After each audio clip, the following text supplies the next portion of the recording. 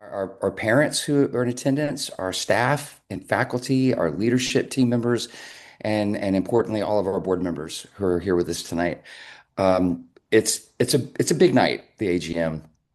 There are multiple moments during the year where the school works hard to provide information to the community, but I think tonight's really special because not only do we get faculty members, get this nice combination of faculty stepping forward and talking about their work and what's going on in our divisions and departments, but I feel pretty strongly about the fact that this is a night that board members who do a lot of their work behind the scenes, particularly the heads of our committees, are going to be able to take a moment tonight to talk about the work that they've done during the course of a year in line with the strategic goals and aspirations of the board as a whole.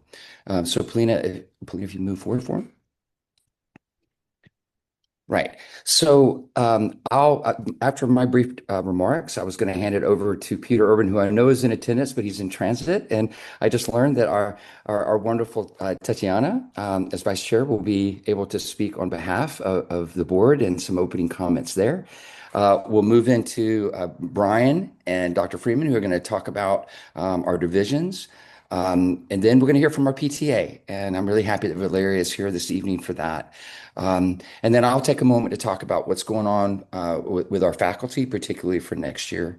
And then we'll move into our committee work on the board side. We have three primary committees. We have finance and risk management. We have facilities and development. We have governance and strategy. And again, you'll hear from those board chairs at that time. And then I think Polina is going to come back and start talking a little bit about some committee work on the part of the search. And finally, our one and only Leonid will speak to some of the physical projects that we're looking at for this summer, and then we'll get to the end of the meeting. But before I hand it over to Tatiana, I just want to say this is our 30th year. I know we've talked about that a lot this year. There's been a real palpable sense for me of the history of the school this year. And this chapter, returning to Kyiv in the face of unbelievable challenge and obstacles that seem to accrue every day, the school reopened in 23. And as we celebrate our third year after returning to our home in Kyiv, we've taken our proud place in that long compendium of history that makes PSI so special. And I also want to talk about the fact that when we speak of history, our descendants, if you will, those who continue the school moving into the coming decades, we're working very hard right now to document what we're experiencing. And I mean on the students, the families, our teachers, our staff. When you're in it, when you're experiencing it, it's hard to have a space to reflect. But we have members of our leadership team, particularly Dr. Freeman, who've been and Nikita as well, who've taken a great lead on starting to archive these experiences of the school through the reopening and through our wartime work and growing of the school. And I will be speaking a little bit later about our key aspirations, but I want to really focus on the fact that we had very extensive strategic plans for this year. All right. One of our big ones was, of course, our technical project, Brave PSI. We had hired Alexander Timoshenko, Andrew Weston, our director for teaching and learning, and myself have worked closely with him and the staff. And we are right now on the precipice, on the cusp rather, of finalizing our plan for our tech hub. The big plan is to embed tech in classes. I know a lot of schools will approach tech from the standpoint of a tech class or a STEM class alone. We, of course, will be doing that with an aspiration of moving forward to eventually having computer science at the DP level. But really the key here is growing teacher capacity to employ tech in their classes. So that's a big part of what we're trying to do. Culture was a big part of what we're trying to do this year. Also literacy was a big goal for this year. As you know, our literacy week became a literacy fortnight. There was a reason for that. Brian can talk more about this later, but the incorporation of dedicated reading groups, the activities of our librarians to make sure that they're bringing literacy and phonics and all these things across the board to school. Reading was a big deal. Next year, we'll be looking more at mathematics. Dave has been working really hard with the team to kind of not only change our schedules, but our staffing to make sure that math is a focus for next year as well. Our fundraising was a big part of this year. As you all know, we've continued to operate at an operational deficit We knew this going in to 23, that opening the school was far more important, and working off of those reserves. So the school is healthy, the school is fine, but those reserves, the goal was to see if we could steward those more effectively, again, for those who will be coming after us down the road at the school. And so we'll be talking a bit about our fundraising as well. But those are some of the big milestones for us in terms of the future and the goals. Now, at this time, I'd like to hand it over to the illustrious Tatiana, who would now begin to Karlova, who would now speak a bit about introducing you all to this wonderful meeting this evening. Thank you, Tatiana. Thank you so much, Trey. Good evening, everyone, and a very warm welcome to our PSI Annual General Meeting.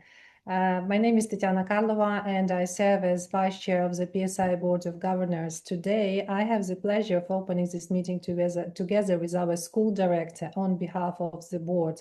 As our board chair, Peter Urban, is currently en route to Kyiv and crossing the border.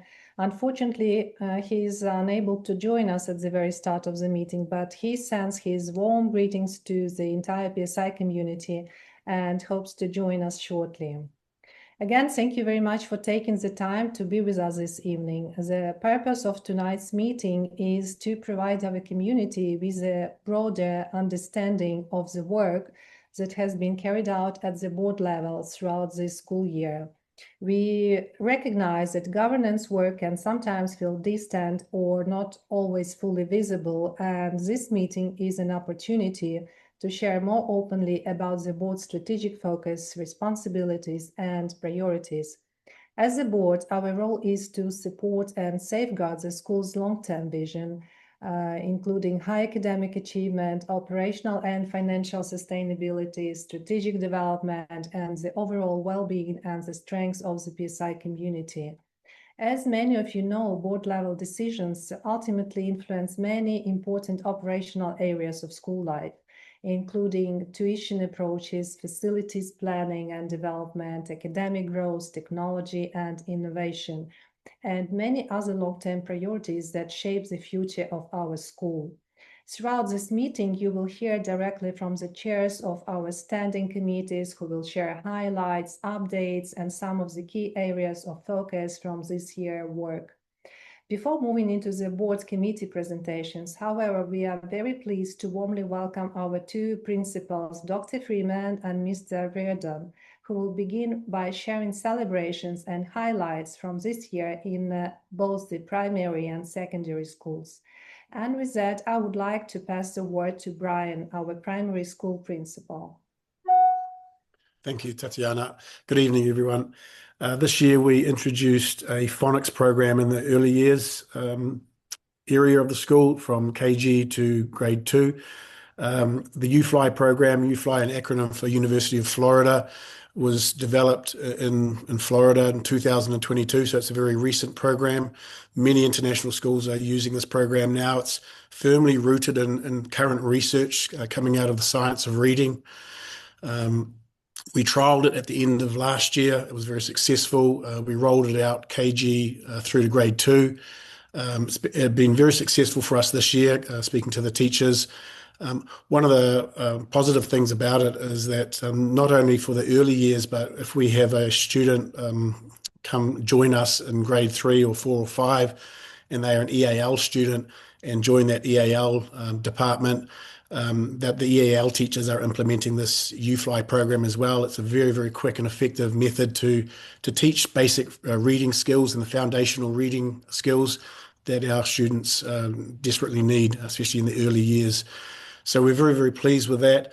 It provides a common language for our students and also our teachers. So as our students are moving between classes and grade levels, they start the subsequent years understanding the vocabulary involved, and they can start in a lot quicker manner. Following along with literacy in the upper grade levels, grade 3 to 5, with the appointment of a literacy coordinator beginning of this year. We're aligning our practices in the reading programs. Maria sits down and meets with our teachers every 2 weeks, and they look at what they're doing and they moderate. especially in the teaching of reading as well. So overall, as Trey pointed out, with the reading especially being a focus for us in the last 2 years, we feel that this year, with the implementation of these programs and the coordinators, that we're really making some solid progress with developing our programs there. In terms of coordinators, we've actually appointed two recently. After Christmas, we appointed a early years coordinator, Mr. Mark Nielsen, overseeing sort of the curriculum development of the early years.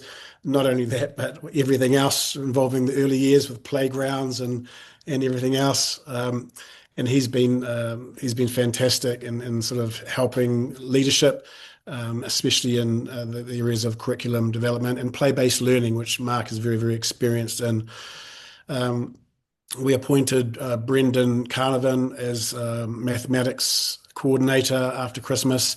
And again, as Trey pointed out, we're now starting to look at other curriculum areas, especially in maths, to develop these programs. Brendan's got ideas about introducing, I think it's Engage New York, another American program, very successful, highly used around the world. So that will be implemented in the primary school next year. He's sort of working with staff at the moment and training staff up on that. It's a program that flows through to middle school as well, as I understand. So that provides some continuity across primary and middle school in the teaching of mathematics. What else have we got there? Maria Kachmar will be our PYP coordinator for next year. This is a role that I've had the last 3 years. So for her to pick that up and focus on the curriculum development, the units of inquiry, and target that along with that literacy coordinator, which she's doing as well, that will be really beneficial to the school, the primary school in particular, and the development of the overall curriculum areas of the primary school, especially coming in to the accreditation period where we want to tighten some things up with our curriculum and make sure that we're in line with IB expectations. Another highlight for us this year was sending, for the first time ever, a small group of fifth grade students away on an international trip. First time in my experience with the school anyway that CISA has opened up for primary. We're thrilled that we had families willing to send their students. We were thrilled that we had staff willing to give up their April holidays to go on this trip. It was a bit tough for our students, to be honest. 25 hours of travel to get there, and then having to compete on the following day in a fairly high intensity, competitive mathematics environment. Overall, they had a great time. They did very well in some competitions. They didn't do well in other areas, but they sort of identified their mistakes very quickly. And again, a lot of it came down to that tiredness on that first day. Great experience for the kids, and I'm sure that'll be the highlight of the year for them when they reflect on that. Another highlight for us is the amount of field trips that we've undertaken every year. We seem to increase the amount of field trips that we go on. And again, it comes down to our staff. It's all fine and wonderful teaching in our beautiful campus and having our shelters there. But to go away on field trips is a whole different story when you're taking kids out off campus to different locations around the city. The stress levels go up, the anxiety goes up. If there's an air alarm, they need to be extra prepared and extra aware of their surroundings and where those shelters are. Our teachers are still willing to do this, and not only that, but they're doing more of it. So that's fantastic. Along with that, many of these field trips are return trips. These classes have been on them last year and even the year before. So we're establishing really strong connections with community organisations. In many cases, these organisations provide free services for us. Some of them are through parent contacts through the school. So we're very, very thrilled about the field trip programs, and especially our staff reaching out to organisations to support that learning outside of the classroom.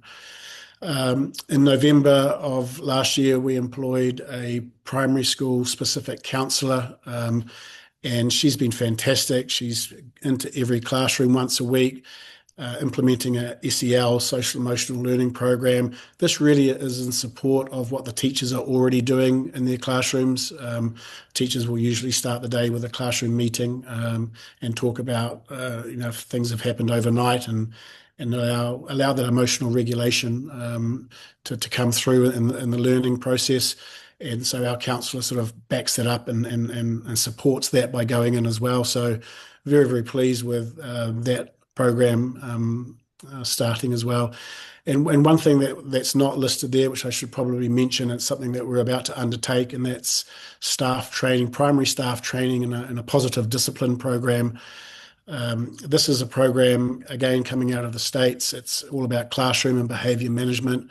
For the first time in my sort of time at the school, we will be having training on a program that again gives teachers a common language and common strategies for not only classroom management behavior, but behavior management as well. That starts next Thursday. It's like a 16 or 17-hour program. We're spreading that out over a few months, and staff are really excited about this as well. They've been asking for this since the beginning of the year and even last year. So we're thrilled that we're in a position that we can begin that next Thursday, the first of the trainings. So those are just some of the highlights in the primary school this year. It's been a very busy year, as it is every year. Thank you for your time. Hi. Thank you so much, Brian. And I can promise you, Brian is kind of scratching the surface about the things that were going on in the primary this year. But thank you so much, Brian. It's my honor to kind of hand this over now to David Freeman, and he'll be able to talk about the secondary. Thank you very much, Trey. One of the things that I want to highlight, not necessarily in the order that you see on your screen, but I want to talk about the progress we made in what I consider the part of education that makes our young people human beings, and that has to do with the arts. We've been able to expand our drama classes this year. We've been looking at history and philosophy. We've added those courses this year. This year, in a few weeks, we'll be presenting the mini musical. And what this means to me is that we're moving beyond just the very basics of education and providing these young people with the opportunities to become fully rounded human beings. But that doesn't mean that we're not focusing on other aspects. For example, this year is the first year that we've offered all of the science courses: chemistry, biology, physics, and ESS. That stands for Environmental Systems and Societies. We added, of course, the history course, the philosophy course. One of the fun things that I think we're especially proud of is the fact that we've developed student council activities. For example, in the past, it was just kind of this awkward things where anybody wanted to show up, they could have a voice in organizing student activities. Now we have very specific policies, procedures for a middle school student council and a high school student council.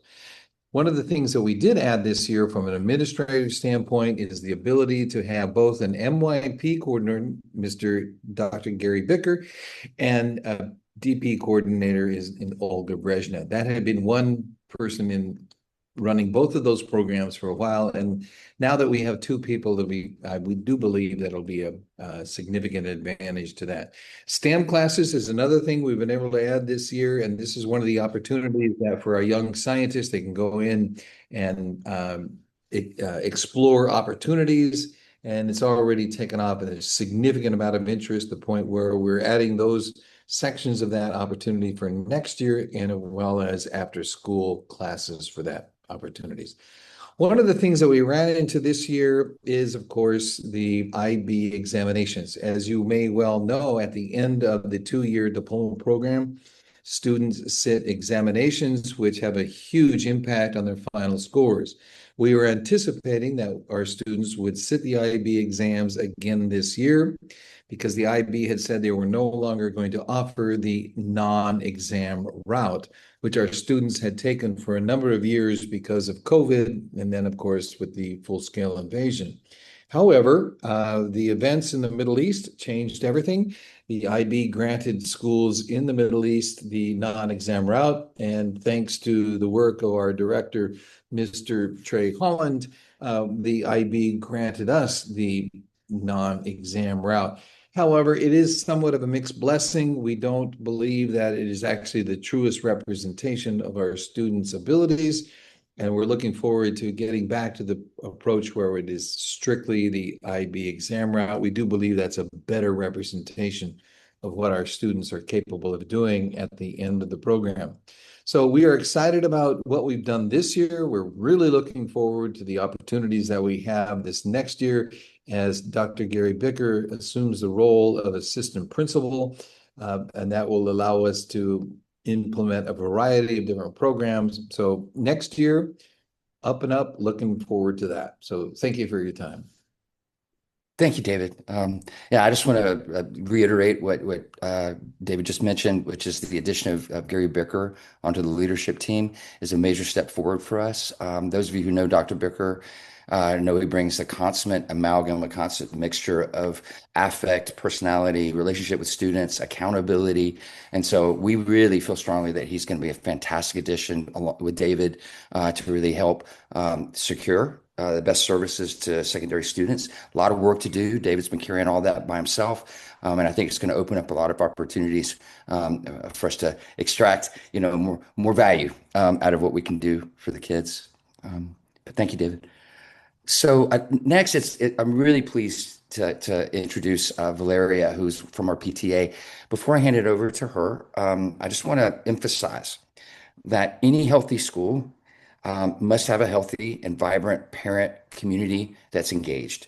And for us, the PTA is critical. It's at the core connection point. The research shows this. It's not just our opinion, that the most effective educational models and programs have a real teamwork aspect between teachers, the school, but also parents, right? And they're all working together to support student learning. And so I just want to say how grateful we are to the members of the PTA. They work so hard. They work so hard to create a community through events and culture building. We all know that our winter festival is one of the highlights of our year. And you know what? Those who attend, they need to know the work that goes into that and the tireless work that these parents are doing to make sure that that comes off. And it looks so seamless. It's been my favorite thing every year. But with that, I'll hand it over to Valeria. It's actually Julia today, not Valeria. She couldn't join Oh, us. I'm Don't worry. sorry. My apologies. That's all Oh, right. I don't know actually what can I add to all this beautiful things that you have already said about PTA. So yeah, it's true that our mission is to listen, right, connect and support what truly matters to our school community. And we bring parents together, teachers and students, right? And also what's important, yes, Trey already mentioned, is the atmosphere in our PTA and how many beautiful things, how many great things we are doing for the kids. We are trying. We're doing our best for the kids, yeah, and we help organizing different events for teachers and for the kids as well. And what's more importantly is that we are very open for new participants, right? So if anyone feels that you would like to participate and contribute to our school, so please, you're welcome to join us. Thank you. Yulia, I have to respectfully disagree. You added a whole lot with your commentary. That was beautiful. When I attend the Thank you. PTA meetings, they're one of my favorite moments because you go in and we have a number of parents many parents who look at the school with such love and care, and it really comes through in those meetings, and that care gets transformed into action. And I just want to join Yulia in also saying our future goals is to really expand engagement with the PTA. Absolutely. Yep, it's not just because we need more workers, it's because it's such a great experience and we want to share the wealth in terms of the community that the PTA really is. So I'm there, Yulia, you know it. Put me in there, coach. Whatever I need to do to support you guys all the time. You are very supportive. Very Teamwork. supportive. Thank you so much. Love the team. Okay, thank you so much. Let's take a moment to talk about kind of the cornerstone of what we do and how we're effective as a school. And it really is our staff. It's been a journey. It's been a real journey since 23. Um, when we came back in that year, from the summer in 23, we had lost 75% of our staff. 75% of our staff. This includes the leadership team. We happened to be reaching a moment where the director transitioned through. So I was new. We have a number of individuals on this call today who have been with the school for many years, and that consistency was really important. And I say this a lot. The board, as you were changing directors, changing campus, changing country, the board was that consistent locus. It was that foundation of everything was changing. The board was kind of stewarding that through. And this new team comes in, and we had to do all this new recruiting. I'll never forget working with Rachel Caldwell to bring all these new teachers in 23. We set the foundation, and our first year, we had 100% retention because our contracts are one-year contracts because of the conflict. It allows for the flexibility necessary not only for the teachers but for the school in case of contingencies. But we had 100% retention of all teachers sign their second-year contract. We go into from last year to this year about 82% retention. We had a number of teachers who had just decided, hey, I've done my part. I think the challenges have they've reached a point where I think I can move on to other pastors. And I'm really proud to say that when our contracts were signed in November of this year for next year, again, we had 100% retention. Every single teacher of our expats signed for next year. So it's a constant process, right? No school has 100% hit rate on teachers, right? This is my seventh. You guys hear me say this a lot. This is my seventh school, and we go through our process, our due diligence, our interview, all the participation on members of our leadership team, myself included, to do those interviews, check those references, and talk to these candidates, and you do the best you can. But not all teachers, work out. So what we do is we try to make sure that we have procedures in place to support teachers in their growth and in their improvement, to make sure they're meeting the standard of PSI. But if they're not, we do have to make those hard decisions sometimes. The other thing I want to share with everyone that when I got to PSI in 23, I knew PSI from before. I was in Istanbul years before, and so I was in CISA, PSI always had this reputation of staff, culture, resources. And so it was kind of a mountaintop and still is in my mind. We remain at the mountaintop for me. But what I was worried about is that when we got into the conflict and we came back to Kyiv, I was concerned that the quality of candidates that would come to PSI and try to apply would be different because they might make the decision that, hey, we're in a moment of vulnerability. But what I've learned over these 3 years, and I think the members of the leadership team who do these interviews, we're not really seeing that. We're seeing excellent teachers come to us who also care and they have a heart for Ukraine. And that is inspiring to me. And so the types of teachers that we are hiring, which if you could, Paulina, move to this next slide.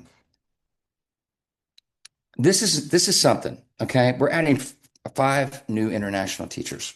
And including a student support specialist. And as you can see, the countries from which they hail, they're from all over the globe. And these are new. These are new additions to the team. I'm really happy to say that we're also in the process of interviewing for an additional science teacher as well. So this pantheon of new faces that you'll see next year could also be augmented in the time to come. And before we move back to the board, and which I'm excited to do, I want to say something I say to candidates who are looking at our school. What we've managed to create at PSI is a community of educators who are close, they're tight-knit, they rely on each other, and they're authentic. We believe and we stand by it and we model it as leaders, and we expect teachers to model for each other that if someone is in need, especially at a time where we're going through a hard winter, for example, we are there for each other. And our teachers are trained in trauma-informed practice, which those of you who might not be familiar, in education, the ability of teachers to not only understand what they see in their students in terms of anxiety, related PTSD symptoms, but as importantly, what they see in themselves and how they self-regulate, how they take care of each other. If, for example, a teacher is starting to exhibit those early symptoms of nerves and anxiety, the tendency is to pull back, right? But the research is clear that that's actually the opposite of what you want. If you pull teachers back in, the trust on this team is unlike anything I've ever seen in my entire career. And that is what we're modeling, that's what we're building, and it's our commitment. Because if we have a strong, emotionally sound team, they can deliver the best for the students. So with that, we're now going to move into our committee meetings, but I'll hand it back to Tatiana to kind of introduce this piece. Thank you so much, Trey. I'm really impressed with everything what you were saying about teachers and new hires. You did a great job. And back to our Board of Governors, I'm very happy to share that our board team composition for the upcoming school year this year, as many of you already mentioned, was really tough, and it has reminded us all how important continuity and trust really are, especially during difficult and uncertain times. As a board, we spent many hours together this year, navigating challenging conversations, making important decisions, and trying always keep the long-term well-being of PSI at the center of everything we do. What became especially clear to us throughout this year is the value of shared experience and institutional memory.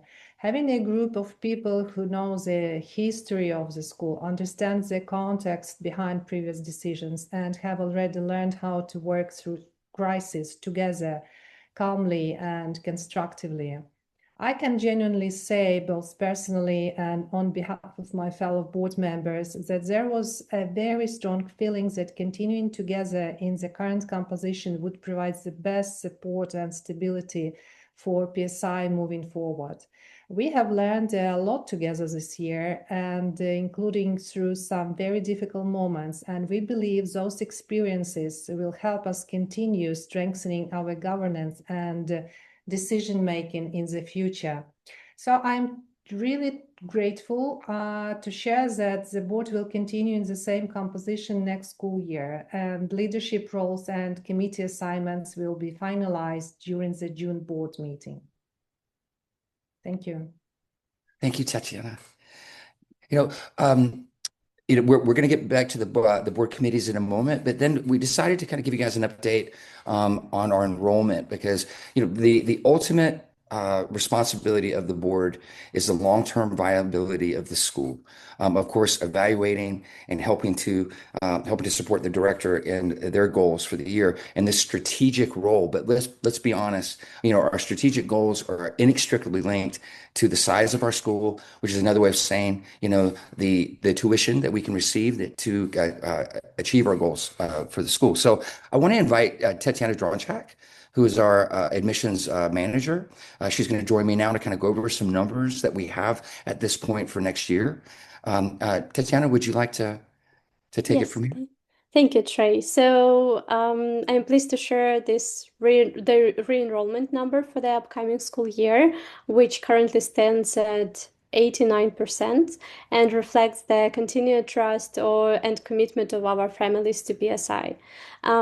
Also, at the moment, we have 173 students enrolled for the 26-27 school year, including 9 students in kindergarten, 62 in PYP, 78 in MYP, and 24 in DP programs. Our student body continues to maintain healthy balance with 55% boys and 45% girls. Alongside our returning families, we continue to see interest from prospective students, and currently we have 27 active applications in the process, and several of them are already moving through the interview stage. As always, our focus is not only on numbers, but on welcoming families who align with the values and spirit of our community, and we continue to look forward for further growth and to welcoming new families in the next months. Yeah. Tatiana, I just want to add, thank you. I just want to add a little bit there, the dynamics, and I think Tatiana would agree with me. Each year is a little different in terms of the flow of the season, those those application seasons. We still have time as we move forward. Our goal for next year is higher than this. We know that. And I just want to say that, Nikita on the communication side, working closely with Tatiana and myself to create the strategic cornerstones of how we're speaking to the world at large. And we have multiple moments moving forward, like say open houses that we'll have as we get closer to the beginning of the next year. And we tend to see kind of an ebb and flow of the number of applications we receive. And so we'll continue to work hard, employ all the tools in our kit to make sure that we're getting all the word out to the community. Word of mouth, I'm learning, is one of the most powerful tools we have. I'm not going to name the board member because I don't want to embarrass him, but I had a tour today with a family that was brought to us through a board member's word of mouth. And it was one of the coolest experiences I've had with this early years couple. They like, we're in, and it was one of those things where, okay, this is what we're about. When a family comes and visits the campus and they were ebullient, they were full of passion for the school. They loved what they saw and they're excited to apply. This is kind of how the most effective way that this can work is word of mouth. So please, I'm always asking the parents, don't be shy, get it out there, make sure you're telling everybody that we're open for business as a school. Okay. Okay, moving into our first committee, I'm going to hand the microphone over to Flores, who has been our treasurer. Now, Flores, remind me, is this your second year as treasurer? No, thanks, Trey. I've been on the committee for a number of years, and I've taken over as the treasurer this year. That's right. Yeah. Okay. Sorry, I feel like you've always been the treasurer, and that's a compliment, Flores. I'm going to hand this over to Flores now. Yeah. All right. Well, thanks again. So I am the treasurer, and I do have the committee, but we work together in the committee. So you see also Robert, Tatiana, Andre, and Oleg here on the picture, and we meet on a monthly basis to contribute to the oversight in the finance and the risk areas. So what do we do as a committee, right? We have a couple of goals and a couple of areas that we really focus on. So ERM that you see on the screen, that stands for Enterprise Risk Management. So what happens is that Trey and his team put together a list, basically, did an assessment of all the risks that we as a school are facing, evaluate them, how serious they are, and formulate a response basically to it, right? We need to be prepared to deal with risks that can lead to concrete issues for the school. And so on a periodical basis, the committee, not only provides inputs, but gets update from Trey on how the risks are evolving and how our responses are evolving to keep the school in good shape. Another area is obviously on the financial side, right? So the committee looks at budget, and tuition fees are important input for that. And once the budget is set, we continue to monitor the financial performance of the school, compared against budget, and ensure that we remain in an appropriate financial standing. And not everything happens according to the budget. So sometimes there are additional financial resources that need to be allocated depending on situations that need to be dealt with. Those are then typically discussed, assessed, evaluated in the committee with, where necessary, recommendation to the board to take on further financial commitments or do expenditures as the needs may be. Moving on to the next page. Yeah, I mentioned tuition fees is one of the areas that the committee in particular looks at. I think this was a discussion that, or the outcome of that was already shared by Trey at a community event a few months ago. Just a very brief recap, right? We've had for a number of years fees at a level that were really not sustainable, right? We realized that with the war going on and the school, different from what it used to be when we had 550 students and we were in a mature environment, that we had to do different types of things. And we realized the difficulty that a lot of families were in the country, which all led to the fact that for a number of years we've had fees that were really too low for the expenditure level that we had. And for next year, the determination was made that we needed to get this up to a level that created, better financial resilience for the school going forward. And we're still not there, as you will see in the slides that I will show. But we've taken a good step to making the fees, on the one hand, more in line with international school fees in the area, but on the other hand, really reflecting, the inflation we've seen over the years. And trying to get closer to the cost that we have and the expenditures we need to make to maintain our status as the top international school in Ukraine. So moving to the next slide, you will see our financial standing, and you will see that we have had, or we will have still a budget shortfall this year. So our deficit will be more than $1 million. And as I said, that was a conscious choice in sort of the rebuilding phase that we are in during a war. But we still have the financial means to handle this. So $1 million is obviously a lot of money, but going forward, we're going to be addressing this and reducing these deficits to create, a better foundation for the future. Moving forward, we see the operational performance of the last 2 years in the budget for next year. So again, you see, the red part at the bottom shows the operational loss that we've had. That loss is going to be reduced significantly in the next year. Even as we grow our revenue, and that is both from increasing tuition fees, but also, of course, the growth in the number of students that we have. But with that, also the operational expenses will increase, right? We spend, it's typically more than 70% of our budget is paid to our teachers, right? And as Trey indicated, we will expand the number of international teachers also next year. That obviously comes with a cost. And then there are many other costs that are, necessarily incurred to create the top level of education and the environment that we want for our students. And you saw that we still have a deficit, but at the same time, you can see here on this slide that we still have a combined reserve of more than $4 million. So even if we have to dig into that a little bit again next year, we still have a very solid financial foundation for our school that will allow us to continue, easily for the foreseeable future. Thank you, Floris. We have 3 primary committees. We'll be moving to the second committee, which is governance and strategy. I just want to confirm that we have a 4th standing committee. It was established originally as kind of an ad interim committee, but we decided moving this year, and that would be our legal committee.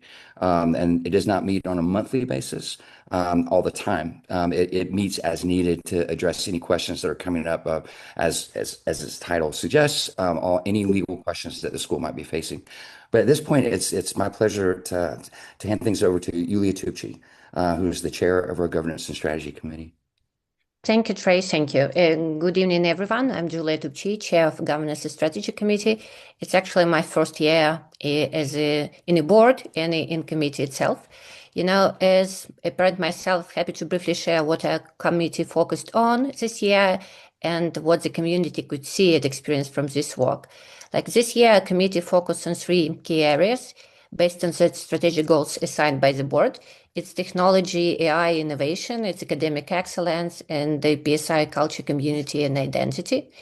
From the point, of technology and innovation, as Trey mentioned it, this year, PSI hired Director of Technology, and our committee met regularly with Director of Technology through the year And a visible part of the school tech programs for our community this year was the launch of 3 new programs for students mentioned it. It's STEM courses for grade 6, 7, and AI Berkeley course for students, families, and there is one more course of AI with a prompt engineering for grade 8 to 12, which is supposed to have place till the end of this year. Besides, also have been extensive planning and design work around Brave Tech initiative. As you know, the committee and the board review the roadmap for technology development over the next few years. And honestly, the work is not that visible, but it's enormous. Several initiatives are currently under consideration in the school is shaping them. I think the one of the most exciting one is Design Hub and Gaming Center. And our role was to monitor progress and ensure the school has all required support. From the point of academic excellence, it's kind of more like an operational role, but from the committee point of view, through the year, we received regular updates on staffing, recruitment, and academic performances. And our leadership openly shared both successes and challenges, and helping ensure that PSI continues to be a leading international school in Ukraine, despite all the challenges. We also spent significant time reviewing school-wide CAS projects, which is integral part of IB program, and CAS coordinator, PTA, and students themselves presented what have been achieved. And that's something that our students should be proud of, because this year there's been incredible progress made by students and they involved in initiative. And very special, important step this year was to return the student participation in the committee and the board meetings. Students came to our committee well prepared. They shared their idea, contributed their perspectives, and it helps them to develop their leadership skills and to be, to their responsibility as well. So, we consider it is a great step forward. Talking about PSI culture, community, and identity, PSI culture community remained one of the school's greatest strengths, and the PSI have been always proud of it. But at the same time, it's something that requires lots of care and attention, and it's not that easy manageable. And these subjects, remain quite a frequent focus on our board discussions. And as a committee, we made it a common practice, to invite stakeholders from across the school community. This year, our guest speakers included like a secondary school principals, athletic director, our HR director, Tatiana Isakova, our CAS coordinator, PTA representative, a student leadership, and a fundraising manager. What we are trying to do is as a committee, is to shift away from simply listening to formal reports toward more open conversation about success and challenges the school faces. And it's becoming, I believe, less formal, more open, and more productive. And we are really grateful for our school leadership for active participation and support of it. Besides, as a committee and a board, we want our community to feel that the school governance is not something that is happening behind the closed door. It is accessible, it's transparent, and focused on what matters for the school and our community most. Thank you a lot for your attention. And before we move on, Yulia, I just want to express, the gratitude of many for you that there was kind of a transformation process of this committee. It did become more of a forum where members of the community and the leadership can come together and talk about issues we're facing, opportunities that we can pursue.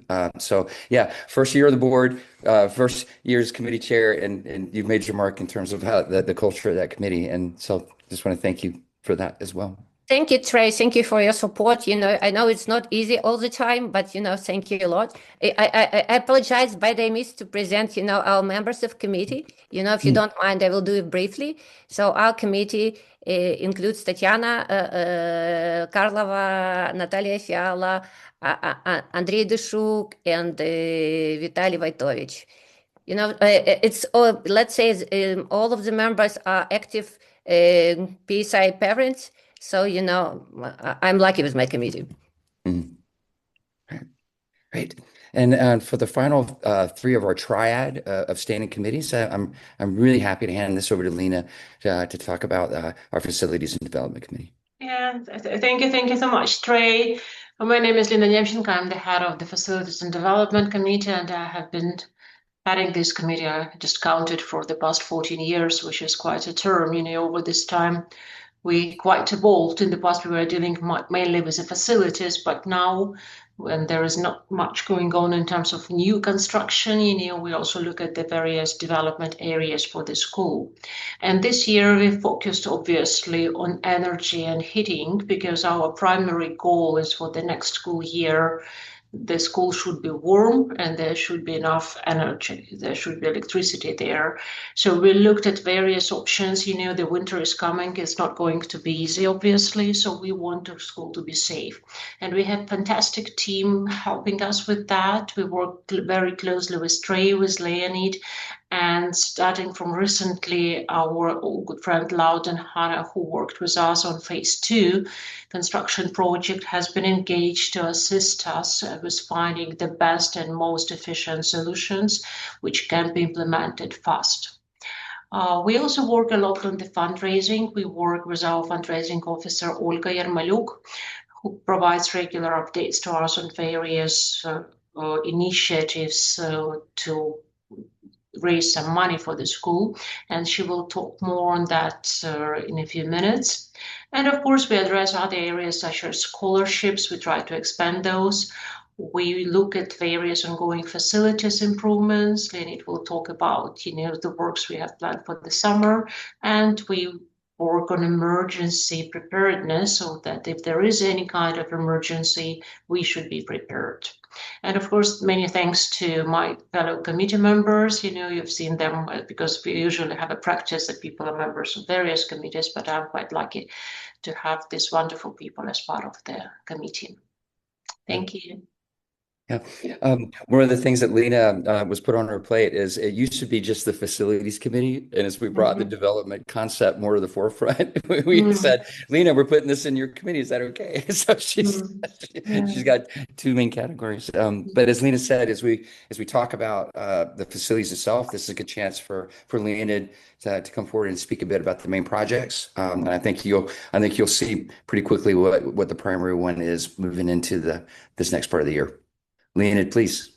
Yeah, thanks, Ray. Good evening, everyone. Over this summer, we will continue working on the heating backup energy source project, including natural gas option and extending the electrical power capacity to have alternative energy source. Also, we are planning to do campus summer works, including classrooms and share spaces refreshment work, equipment maintenance, and school preparation for the upcoming heating season, preparation of Block C for the learning process after the long period of disuse, football field maintenance, and playground upgrade also planned to be done. That's all from me. Thank you. You make it sound so easy, Leonid. When I think of the hours that you're spending on so much of the facility. But anyway, I also want to thank Leonid. He carries a lot at the school. Under his purview is not only the facilities, but operations in general. That includes security, IT, making sure that the cafeteria is running the way it is and partnering with that group. So Leonid, he carries a lot for the school. But I'll stop there and hand it over to Polina. Thank you. Thank you, Trey. Thank you, Leonid. So it's a little funny to, for Trey to pass this subject to me. It's both, bittersweet, but here we go. An important update. So my name is Polina, and I serve as a Senior Executive Officer to the board. Many of you actually had the pleasure of meeting during our last open board meeting earlier this month on May 4th. And through various board communications that I have the pleasure of releasing on behalf of the board and some of the events throughout the year. Behind the scenes, I have a great privilege of working closely with the board, those people that have spoken actively today and some others behind the scenes. It's absolutely a great pleasure and privilege. And so I support the governance process. And now this would include the school director search and recruitment. And this has officially begun. As many of you know, unfortunately, for PSI, but very excitingly and fortunate for Trey's next chapter. A wonderful Trey Holland will be leaving us after the next school year. And as customary in international schools, the recruitment process begins approximately 1 year or a year and a half in advance. And therefore, the search committee has already actually begun its work.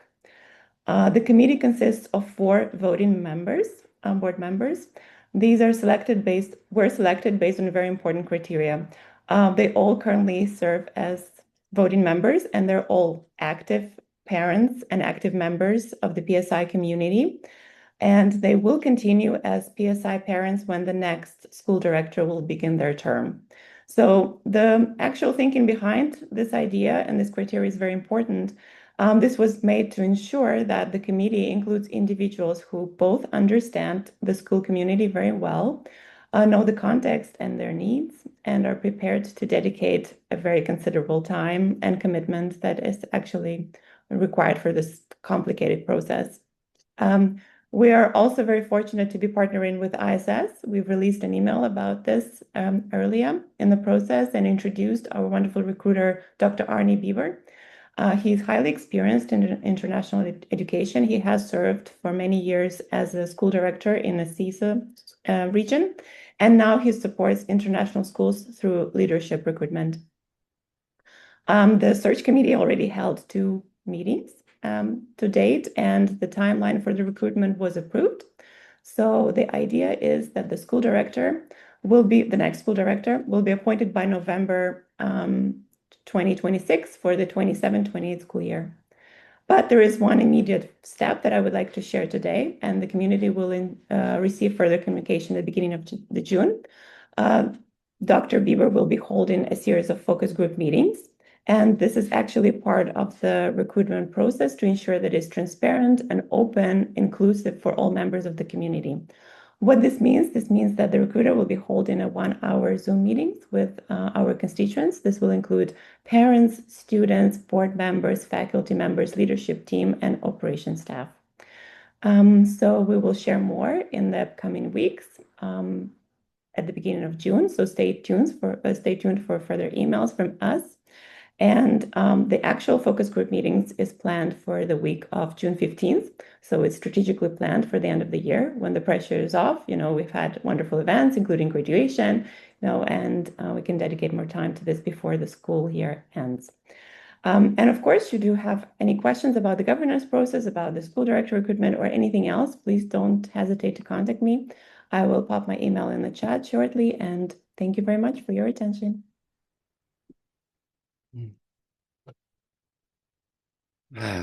The final really exciting addition to our school's efforts, as Floris was pointing out, our shifting financial situation. A school of excellence like PSI, it's absolutely the norm to engage in a robust fundraising process, fundraising structure. And one of the things that's important about that is professionalizing that. Having been a director of development in my past, it's a lot of work to set up infrastructure, everything from tracking your potential donors to stewarding those relationships, tracking foundations for grants. It goes on and on and on. And it's not just call someone and ask for money. You have to develop a process for approaching those donors. And so I just want to say I'm really happy that Oya Yarmuluk joined us this year. She has come in and hit the ground running and worked very closely with me and Nikita, who has shifted a good deal of his efforts over into supporting the fundraising. We have great aspirations for this program, but I just want to hand it over to Oya and let her walk through some of the aspects of our efforts. Thank you, Trey, for introduction. Good evening to everyone. I'm delighted to share our fundraising and development update. Our work is built on 3 pillars. They are people, sustainability, and innovation. And everything we do in fundraising is designed to serve those priorities. Let me start with people. At PSI, we believe that education can change life. And through our PSI for Good program, we provide full tuition coverage for children. Since 2024, PSI supported children who have lost parents due to the war. And in 2026, we extended this opportunity to even more children affected by the war. We also focused on supporting our teachers and staff. These are trauma-informed practice, emotional learning, and others. So people is our priority. Our next pillar is sustainability. We are committed to keeping PSI operational no matter what happens. Under this pillar, we have identified key priorities. They are upgrading heating system and independent power generation, creating playgrounds, renovating football pitch, ensuring our spaces remain safe and functional for students and for our team. Next pillar is innovation. As colleagues have already shared, this year we took a significant step forward. We launched new STEM courses and we had exciting project on data analytics and AI, and this is only the beginning. Looking ahead, we are going to establish a new innovation center, a dedicating space for engineering and student-centered creation. I want to share some highlights about our key results. This year we had Power for PSI campaign and it raised about $31,000. It happened thanks to the support of our community. The purpose of it was to continue uninterrupted learning during difficult winter conditions and energy blackouts. And thanks to these funds, we managed to purchase a new generator and to support our infrastructure, to keep our school warm, powered, and to run through a period of major energy instability. And beyond the campaign, we secured an additional $253,000 in donations, grants, in-kind services, and partnership. We are also working on our partnership, and they are growing.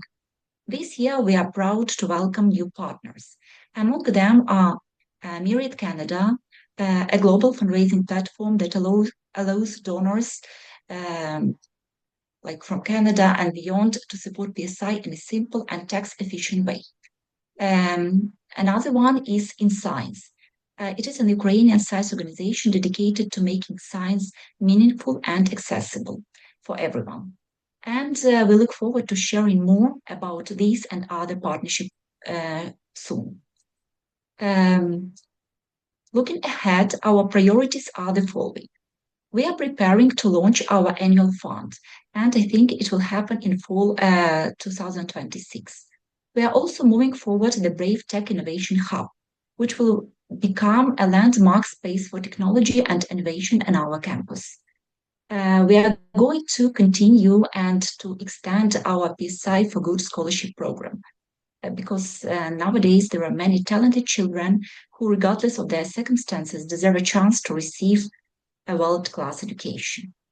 And what is very important, we are investing in our heating and energy autonomy, and this is our clear priority. And we are actively preparing for it. We are also going to develop our playground learning gardens and outdoor space where children can learn, connect with the world around them. That's all. Thank you, everyone who supported us. Yeah, thank you. Oh, yeah. As we move forward and we start to bring development into just the community and the culture of our school, and in the sense of like concerted effort as a group. And by a group, I mean parents, leaders, external donors and partners. We have worked so hard this year to lay that foundation, and we see beautiful things ahead for us. We're excited about what we call our pipeline, the number of individuals and foundations that we're starting to research and talk to and create those relationships. But that does it for us tonight in terms of our presentation. The idea of a forum, a gathering of this nature, it's information. Yes, it's reporting, it's sharing, but it's also a celebration. The work of so many that made this moment even possible, coming back from Warsaw and opening this school again, and slowly but surely and methodically growing the school, improving the school. There's so much we need to do. There's so much we need to do and so much work to be done to get us closer to our greater aspirations. So I will end it there by thanking everyone who are here tonight and all those who couldn't make it this evening who have done their part as well to make sure the school is flourishing. So I will say adieu at this moment.